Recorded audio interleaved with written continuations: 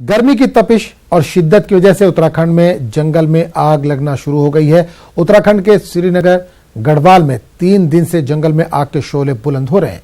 जंगल की आग गुज़िश्ता रोज शहरी आबादी तक पहुंची और देर शाम श्रीकोट, डांग, इठाना, खोला और सुमाड़ी के इलाकों में फैल गई। मुख्तलिफ गांव के लोग आबादी से दूर भागने पर मजबूर हुए। चंद पुलिस एहलकार बाल्टी में पानी लिए आग बुझाते नजर आए। वादा है कि हर साल उत्तराखंड के जंगलों के आग बुझाने के लिए करोड़ों का बजट दिया जाता है, लेकिन फायर ब्रिगेड का अमला और साजो सामान शाजो नादिर ही नजर आते हैं।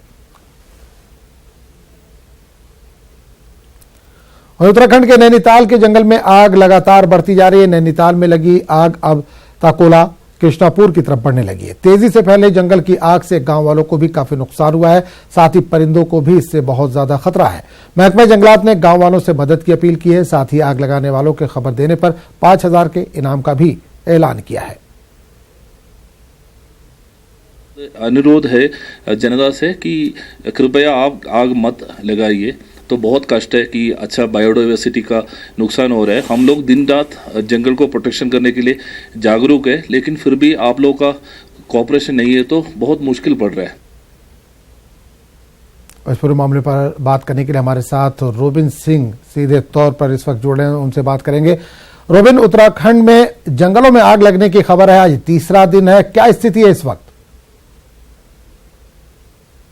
देखिए आजम, जो हालात हैं वो बेहद बेकाबू होते जा रहे हैं और आपको बता दूं कि पूरे सूबे में लगातार हर जिले में इस तरह की घटनाओं की जो खबरें हैं वो लगातार आ रही हैं। हालात जो हैं वो हालात जो हैं जंगलात के हाथ से बाहर निकलते हुए दिखाई दे रहे हैं। आपको बता दूं टिहरी में, पौड़ी जिले में, देहरादून में, जो कुमाऊं, जो गढ़वाल का इलाका है, रुद्रप्रयाग का इलाका है, चमोली का इलाका है, टिहरी ज़िला है, ये जो गढ़वाल के जो इलाके हैं उस रीजन में जो है आग लगी है। इसके अलावा कुमाऊं के इलाकों में भी जो है आग, जंगल की आग जो है वो लगातार बढ़ती जा रही है और आबादी वाले इलाकों को अपनी जद में ले लिया है इस आग ने और लोगों को अब सुरक्षित जगहों पर जाने की ज़रूरत पड़ रही है। और हम देख रहे हैं कि किस तरीके से जो जंगलात के अफसर हैं, जंगलात के अधिकारी हैं, उनके पास जो इंतज़ामात हैं वो नाकाफ़ी हैं इस आग से लड़ने के लिए। वो बाल्टी में पानी लिए आग को बुझा रहे हैं, लेकिन चूंकि हर साल इस तरीके के हालातों का सामना वन विभाग को करना होता है, सूबे को के लोगों को करना होता है, तो उसके लिए पहले से ही इंतज़ाम किए जाने होते हैं, लेकिन एक बड़ा बजट उसके लिए तैयार किया जाता है, उसको रिलीज़ किया जाता है, लेकिन हालात ज़मीनी जो हालात हैं वो बिल्कुल जुदा हैं। जो अधिकारी जो बात कर रहे हैं, जो अफसर जो बात कर रहे हैं, उनकी बातों से ज़मीनी हालात जो हैं वो बिल्कुल जुदा हैं। तो ये कहा जा सकता है कि जो कल में 491 घटनाएं सामने आई हैं आग के अलग अलग पूरे प्रदेश में, पूरे सूबे में अलग अलग जगहों से इस तरीके की घटनाएं जो हैं वो सामने आई हैं। लेकिन स्थितियां, क्योंकि इस समय प्रदेश में, सूबे में, इन इलाकों में 4 धाम यात्रा भी चल रही है। देश के कोने कोने से जो यात्री हैं वो यहाँ पर आए हुए हैं दर्शन करने के लिए। जो 4 धाम यात्रा मार्ग है उन इलाकों में भी आग लगी हुई है, तो ये एक बड़ी मुश्किल है ये हालात जो हैं। और आगे आने वाले दिनों में, चूँकि कल बारिश हुई है हल्की, आगे भी मौसम विभाग का जो पूर्वानुमान है वो ये कहता है कि बारिश होगी 15 तारीख तक। तो अगर टेम्परेचर, तापमान जो है थोड़ा नीचे आता है तो शायद बिल्कुल रोबिन, क्या ये माना जाए कि फायर ब्रिगेड थोड़ी राहत मिल? बिल्कुल रोबिन, ये जाना जाए फायर ब्रिगेड डिपार्टमेंट क्या राम भरोसे चल रहा है कि बारिश होगी तभी आग बुझेगी? क्योंकि जिस तरह की हम तस्वीरें देख पा रहे हैं, बाल्टी से आग बुझाई जा रही है। और दूसरा सवाल एक ये है कि जो गांव तक आग पहुंची है, लोग वहां से सुरक्षित जगहों पर पहुंच रहे हैं, महफूज मुकामात पर पहुंच रहे हैं, तो सरकार की तरफ से उनके लिए क्या कुछ किया जा रहा है? देखिए, जो पहाड़ों में जो जंगलों की आग लगती है वहां पर फायर ब्रिगेड की गाड़ी पहुंचना थोड़ा मुश्किल होता है, क्योंकि उसकी जो जिस तरीके का वो इलाका है वहां पर फायर ब्रिगेड की कोई भी गाड़ी पहुंचना मुश्किल होता है।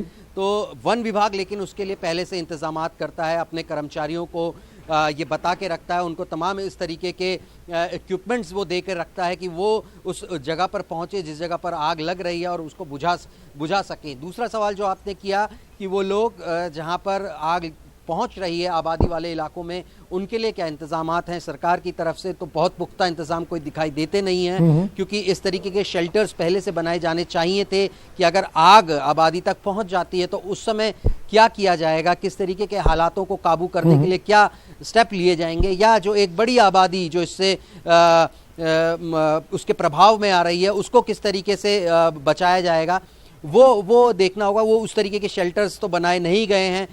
अपने आप जो है एक बड़ी आबादी जो है लड़ रही है इन आग से, जंगलों की आग से, और खुद वो सुरक्षित स्थानों में पहुंच जाते हैं। जो अपने कोई रिश्तेदार हैं उनके घरों में वो लोग जाते हैं, आसपास जो आस पड़ोस के जो लोग हैं उनके घरों में वो जाते हैं। तो कुल मिला के कोई इस तरीके की व्यवस्था फिलहाल जो फॉरेस्ट डिपार्टमेंट है उसकी तरफ से तो फिलहाल दिखाई नहीं दे रही है। आज बिल्कुल रोबिन, एक खबर नैनीताल से आ रही है, वहां के जो जंगलों में आग लगी है, सरकार की तरफ से या विभाग की तरफ से 5,000 के इनाम का भी ऐलान किया गया कि जो आग लगाने वाले उसकी इत्तला देने पर 5,000 का इनाम। तो क्या किसी पब्लिक की तरफ से भी आग लगाई गई है, इस तरह की कोई खबर मिल पा रही है?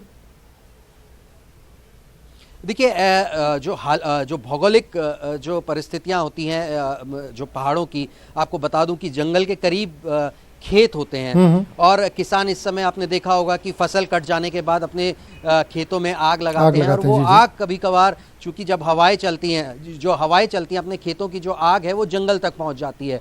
तो ये एक आग्रह किया जाता है, एक रिक्वेस्ट की जाती है लोगों से कि वो इस तरीके से कि अपने खेतों में आग, क्योंकि गेहूं की फसल है, गेहूं की फसल कटने के बाद वो जो बचा होता है उसको उस पर आग लगाई जाती है, लेकिन उससे बचने के लिए लगातार फॉरेस्ट डिपार्टमेंट ये कहता है कि इस तरीके की आग ना लगाई जाए। तो इसी को लेकर ये इनाम की बात सामने आ रही है कि जो लोग, अगर देखा जाए कि इस तरीके से अगर कोई आग लगाते हुए मिलते हैं तो उनके खिलाफ जो है सख्त से सख्त कार्रवाई हो सके, तो वो स्थिति रहती है।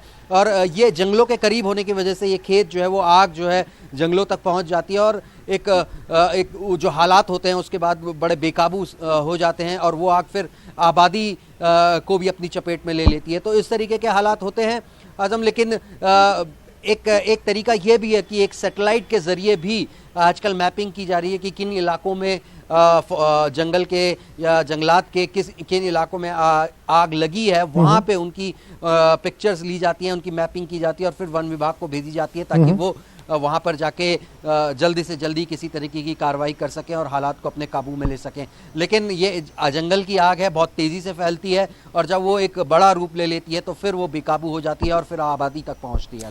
बिल्कुल रोबिन, एक आखिरी सवाल करेंगे। दूसरे देशों की अगर हम बात करें तो जंगलों में आग लगती है तो वहाँ पर हेलीकॉप्टर की मदद ली जाती है, हेलीकॉप्टर से पानी डालकर ऊपर आग बुझाई जाती है। तो क्या यहाँ पर इस तरह का कोई तरीका नहीं है हमारे पास? देखिए, पिछले कुछ 2 या 3 साल पहले इस तरीके के हालात जब बने थे तब एक एयरफोर्स से मदद इस बारे में ली गई थी, और जो चॉपर के जरिए बकेट्स में पानी भर के उसको जंगलों के ऊपर डाला गया था। लेकिन अभी भी हम बहुत ज़्यादा सूबे का जो महकमा है, वन महकमा है, फॉरेस्ट डिपार्टमेंट है, वो बहुत ज़्यादा मौसम पर निर्भर है। जंगलों की आग को लेकर अगर बात करें, जब बादल बरसेंगे तभी शायद कुछ राहत मिल सके, इस तरीके की बात सामने आती है, क्योंकि अपनी मैन पावर को उस जगह तक पहुंचना, उन जंगलों तक, कठिन हालात होते हैं बहुत ज़्यादा उन इलाकों में जहाँ पे ये जंगल की आग लगती है पहाड़ों में, वहाँ पर पहुँचना भी मुश्किल होता है। लेकिन ये ऑप्शन है, एयरफोर्स से मदद ली जा सकती है, और इस तरीके के अगर हालात बनते हैं ताकि जो फॉरेस्ट की जो प्रॉपर्टी है, इसमें बड़ी बायोडाइवर्सिटी का जो नुकसान हो जाता है वो एक बड़ा नुकसान होता है, कि अभी बताया जा रहा है लगभग 11 से 15 लाख रुपए का नुकसान अभी हो चुका है महकमे को। तो वो ये एक बात है, इस तरीके की मदद ली जा सकती है। लेकिन हमने देखा है कि हर साल इस तरीके की मदद नहीं ली जाती है।